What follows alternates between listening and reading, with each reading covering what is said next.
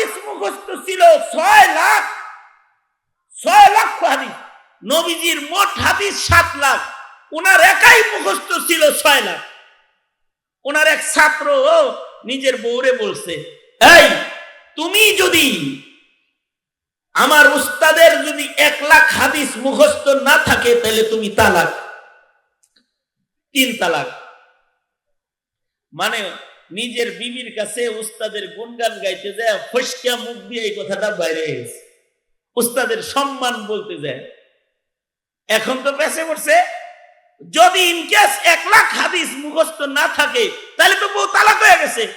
সকাল বেলায় স্বামী স্ত্রী আবু জুরআ রাজি রহমতুল্লাহের কাছে যায় বলে, উস্তাদ জি, বিবির এতে এই কথা কয়ে আলাইছি যে 1 লাখ হাদিস মুখস্থ না থাকলে তুমি 3 তালাক। উস্তাদ আপনার কি 1 লাখ হাদিস মুখস্থ আছে? কি কথাটা বললো আবু জুরআ রাজি, কথাটা ভালো করে শুনলে সুবহানাল্লাহ বাইরে হইব। দেখেন মানুষের মাথা কেমন।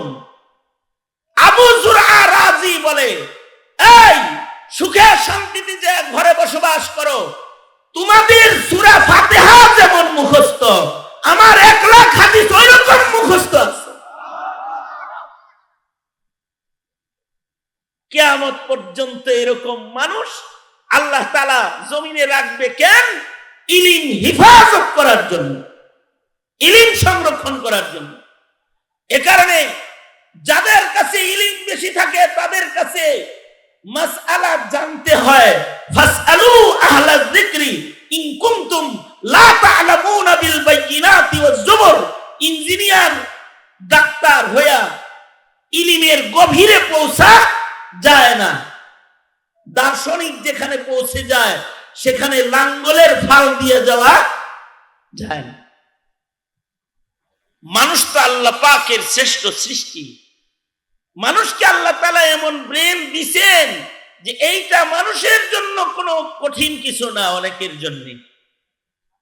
যেমন অনেকের জন্যই কোরআন মুখস্থ করা কিছুই না।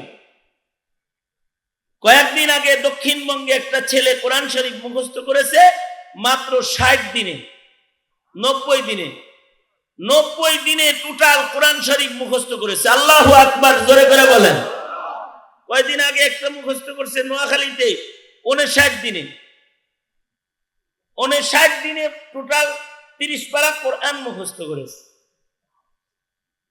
আমাদের আকাবির আবু আজদাদ যারা, তাদের শুধু কোরআন মুখস্থ না, তাওরাতের চাইতেও অনেক অনেক বেশি ইলম এক একজনের ভেতরে ছিল। তাদেরকে হাইয়াতুল ওয়াদি বলা হয়, ইলমের রাজ্যের আজদাহা তারা। যেমন ইমাম বুখারী রহমতুল্লাহি আলাইহি, ওনার বুখারী শরীফ আমরা পড়ি, এর ভেতরে 7000-এর কিছু বেশি হাদিস আছে, কিন্তু ইমাম বুখারীর মাথায় হাদিস ছিল 5 লাখ। কত? 5 লাখ হাদিস একজনের মাথার ভেতর। ইমাম বুখারীর উস্তাদ ছিলেন আলী ইবনুল মাদনী, ওনার কাছে আরো বেশি হাদিস ছিল। আলী ইবনুল মাদনী কেও বলা হয় হাদিস শাস্ত্রের আজদাহা, হাইয়াতুল ওয়াদি, হাইয়াতুল ওয়াদি বলা হয়।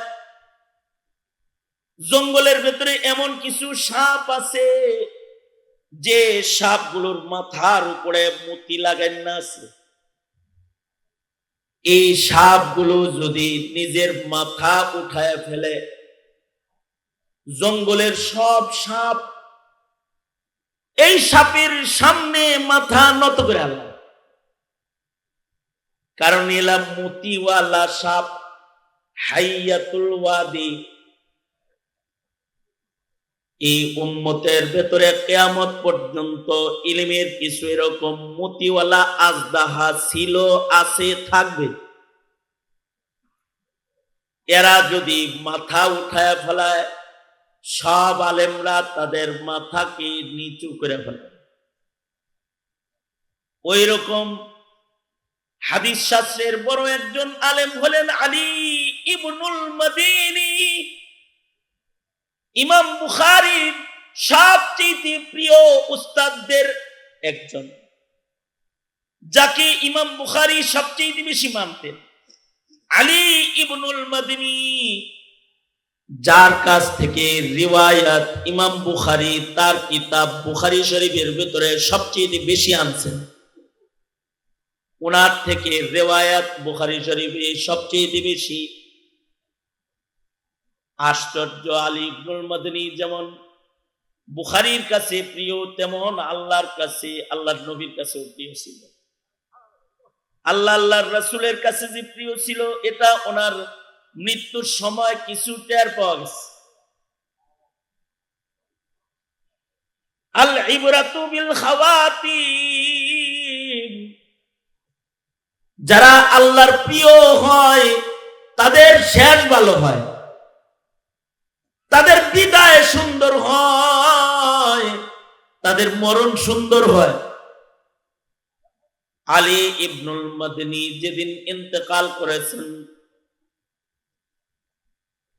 ভাগ্য যদি থাকে তো এমনই হয়, একদিকে উনি ইন্তেকাল করেছেন, আর ওই দিন আল্লাহর রাসূলের গোসলের খাট, যেটা নবীর গোসলের পরে মিউজিয়ামে জাদুঘরে উঠায় রাখা হয়েছিল, ওই দিন উপর থেকে নবীর খাটটা নিচে নামানো হয়েছে পরিষ্কার করার লেগে।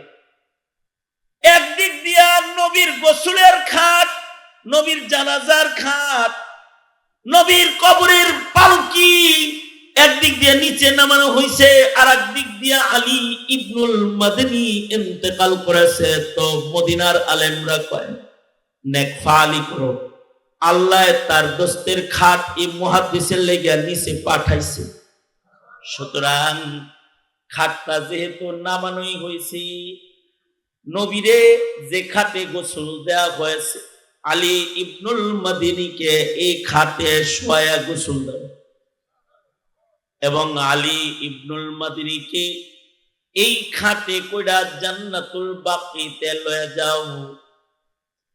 আল্লাহর রাসূলের কত প্রিয় হইলে নবীজি যে পালকিতে চুইরা রওজায়ে থারে জান্নাতে গেছে, ওই পালকিতে চুইরা আলী ইবনুল মাদনী রাহমাতুল্লাহি আলাইহি কবর জগতে গেছে।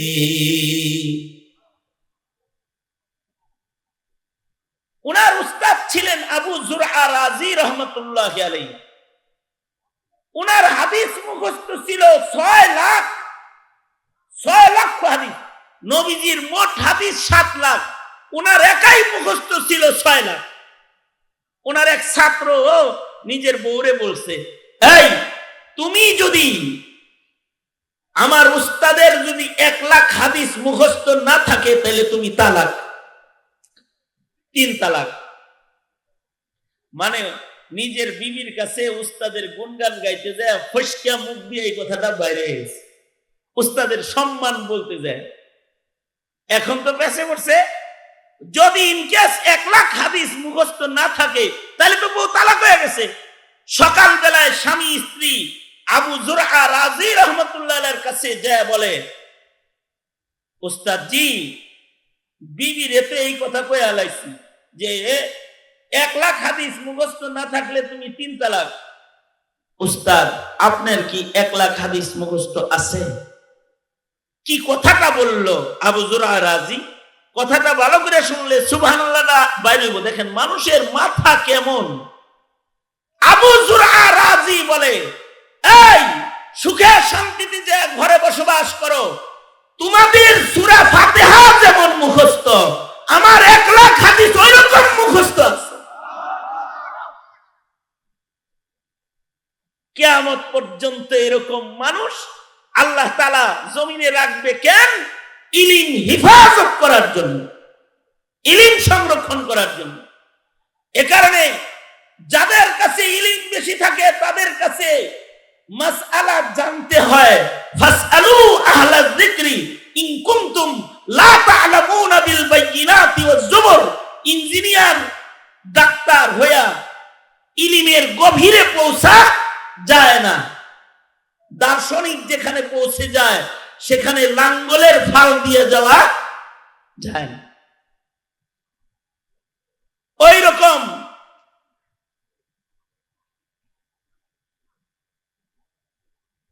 গোটা তাওরাত যার মুখস্থ, তার কাছে তো ইলম বেশি।